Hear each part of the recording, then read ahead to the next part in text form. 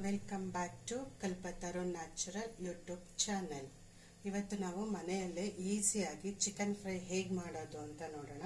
ಇದಕ್ಕೆ ಬೇಕಾಗಿರೋವಂಥ ಸಾಮಗ್ರಿಗಳೇನೆಂದರೆ, ಇಲ್ಲಿ ನಾನು ಅರ್ಧ kg ಚಿಕನ್ ತೊಗೊಂಡಿದ್ದೀನಿ. ಅರ್ಧದಲ್ಲಿ ಅರ್ಧ ಹೋಳು ತೆಂಗಿನಕಾಯಿ, ಚಕ್ಕೆ, ಲವಂಗ, ಗಸಗಸೆ, ಕೊತ್ತಂಬರಿ ಸೊಪ್ಪು. ಇಲ್ಲಿ ನಾನು ಅರಿಶಿನ ಮತ್ತು ಈರುಳ್ಳಿನ ರುಬ್ಬಿಟ್ಟು ಪೇಸ್ಟ್ ಮಾಡಿ ಇಟ್ಕೊಂಡಿದ್ದೀನಿ. ಇಲ್ಲಿ ಧನಿಯಾ ಪುಡಿ, ಶುಂಠಿ ಬೆಳ್ಳುಳ್ಳಿ ಪೇಸ್ಟ್, ಖಾರದ ಪುಡಿ, ಒಂದು ಟೊಮೆಟೊ. ಇಷ್ಟು ಚಿಕನ್ ಫ್ರೈ ಮಾಡೋದಕ್ಕೆ ಬೇಕಾಗಿರೋಂಥ ಸಾಮಗ್ರಿಗಳು. ಈಗ ಹೇಗೆ ಮಾಡೋದು ಅಂತ ನೋಡೋಣ. ಫಸ್ಟ್ ಈಗ ಸ್ಟವ್ ಆನ್ ಮಾಡಿಬಿಟ್ಟು ಒಂದು ಬಾಣಲಿ ಇಟ್ಕೊಳ್ಳೋಣ. ಬಾಣಲಿಗೆ ಒಂದು 4 to 5 ಟೇಬಲ್ ಸ್ಪೂನ್ ಆಯಿಲ್ ಹಾಕೋಣ.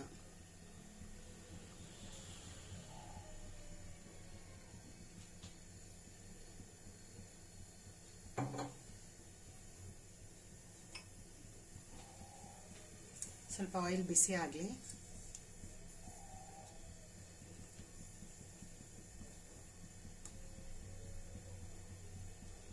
ಆಯಿಲ್ ಬಿಸಿ ಆದಮೇಲೆ ನಾವು ತೊಳೆದಿಟ್ಕೊಂಡಿರೋಂಥ ಚಿಕನ್ ಹಾಕೋಣ.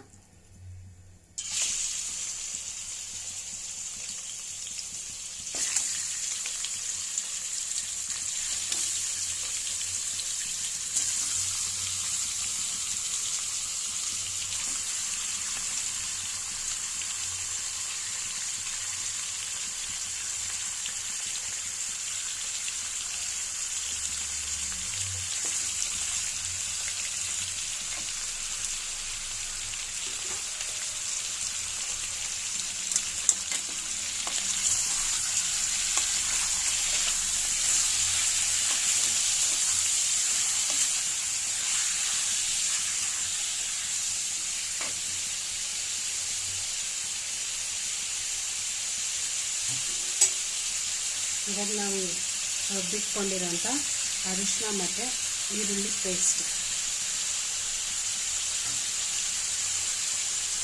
ಹಾಕಿ ಚೆನ್ನಾಗಿ ಮಿಕ್ಸ್ ಮಾಡೋಣ.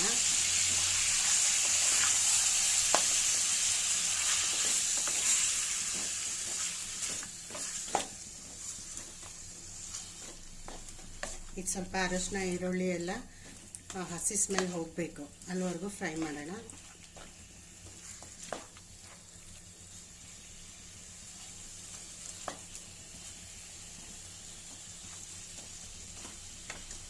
ಅಷ್ಟರಲ್ಲಿ ನಾವು ಒಂದು ಮಸಾಲ ರುಬ್ಕೊಳ್ಳೋಣ. ಮಿಕ್ಸಿ ಜಾರ್ಗೆ ನಾವು ಕಟ್ ಮಾಡಿ ಇಟ್ಕೊಂಡಿರೋಂಥ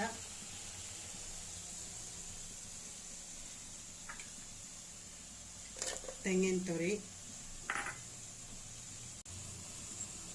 ಕೊತ್ತಂಬರಿ, ಗಸಗಸೆ, ಚಕ್ಕೆ, ಲವಂಗ ಮತ್ತು ಒಂದು ಟೊಮೆಟೊ ಹಾಕ್ಬಿಟ್ಟು ನೈಸ್ ಪೇಸ್ಟ್ ಮಾಡ್ಕೊಂಬರೋಣ.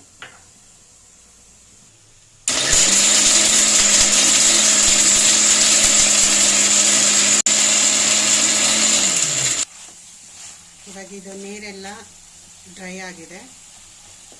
ಈಗ ನಾವು ರುಚಿಗೆ ತಕ್ಕಷ್ಟು ಉಪ್ಪು ಹಾಕೋಣ. ಉಪ್ಪು ಸ್ವಲ್ಪನೇ ಹಾಕಬೇಕು, ಜಾಸ್ತಿ ಹಾಕಬಾರ್ದು ಫ್ರೈ ಆಗಿರೋದ್ರಿಂದ. ಈಗ ಶುಂಠಿ ಬೆಳ್ಳುಳ್ಳಿ ಪೇಸ್ಟ್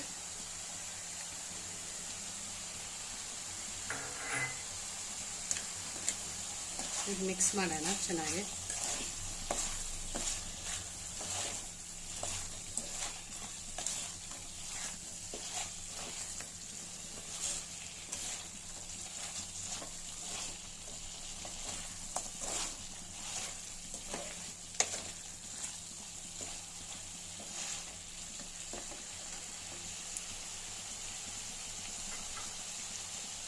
ಇವಾಗ ನಾನು 2 ಟೇಬಲ್ ಸ್ಪೂನ್ ಖಾರದ ಪುಡಿ ಹಾಕ್ತಾ ಇದ್ದೀನಿ.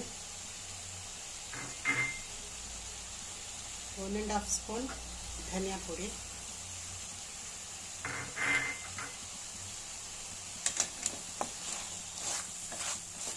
ಇದನ್ನು ಹಾಕ್ಬಿಟ್ಟು ಚೆನ್ನಾಗಿ ಮಿಕ್ಸ್ ಮಾಡೋಣ. ಮಿಕ್ಸ್ ಮಾಡಿಬಿಟ್ಟು ಒಂದು 2 ಮಿನಿಟ್ಸ್ ಹೀಗೆ ಬಿಡೋಣ. ಉಪ್ಪು ಖಾರ ಎಲ್ಲ ಚಿಕನಿಗೆ ಹಿಡ್ಕೋಬೇಕು. ನಾವು ರುಬ್ಬಿಟ್ಕೊಂಡಿರೋಂಥ ಪೇಸ್ಟ್ ಹಾಕೊಳ್ಳೋಣ. ತೆಂಗಿನಕಾಯಿ, ಗಸಗಸೆ, ಚಕ್ಕೆ, ಲವಂಗ, ಟೊಮ್ಯಾಟೊ ಈ ಪೇಸ್ಟ್ ಹಾಕೊಳ್ಳೋಣ. ಈಗ ನಾವು ಜಾರಲ್ಲಿರುವಂಥ ಮಸಾಲೆ ಸ್ವಲ್ಪ ನೀರು ಹಾಕ್ಕೊಂಡು ಮಿಕ್ಸ್ ಮಾಡ್ಕೊಳ್ಳೋಣ. ಬಾಣಲೆಗೆ ಹಾಕ್ಬಿಟ್ಟು ಮಿಕ್ಸ್ ಮಾಡೋಣ.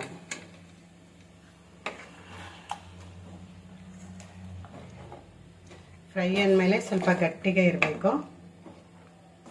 ಈ ಕನ್ಸಿಸ್ಟೆನ್ಸಿ ಇದ್ದರೆ ಸಾಕು. ಇವಾಗ ನಾವು ಇದನ್ನು ಮುಚ್ಚಿಟ್ಬಿಟ್ಟು 5 to 10 ಮಿನಿಟ್ಸ್ ಬಿಟ್ಟರೆ ಚಿಕನ್ ರೆಡಿ ಆಗಿರುತ್ತೆ. ಮೀಡಿಯಮ್ ಫ್ಲೇಮಲ್ಲೇ ನಾವು ಮಾಡಬೇಕು ಇದನ್ನು, ಹೈ ಫ್ಲೇಮ್ ಇಡಬಾರ್ದು.